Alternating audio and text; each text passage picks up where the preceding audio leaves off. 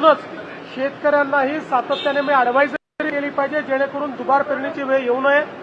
प्रयत्न आहेत की कमी पावसातही जेवढं जास्तीत जास्त त्या ठिकाणी नुकसान टाळता येईल, जेवढं कमीत कमी नुकसान होईल तेवढं झालं पाहिजे, असा प्रयत्न चालला आहे.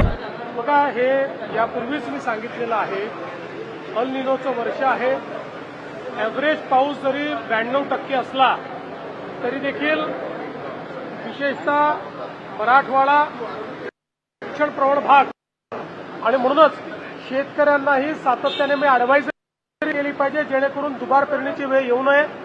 प्रयत्न आहेत की कमी पावसातही जेवढं जास्तीत जास्त त्या ठिकाणी नुकसान टाळता येईल, जेवढं कमीत कमी नुकसान होईल तेवढं झालं पाहिजे, असा प्रयत्न चालला आहे. फ्यूल आलेला आहे, न्यू फ्यूल आलेला आहे, E85 फ्यूल आलेला आहे. महाराष्ट्रात सगळ्यात जास्त ऊस होतो. महाराष्ट्राला, उत्तर प्रदेशला सर्वाधिक फायदा होणार. सर्वात जास्त फायदा आपल्याला महाराष्ट्राला होणार आहे, कारण इथेनॉलची सर्वात जास्त निर्मिती महाराष्ट्र करतो.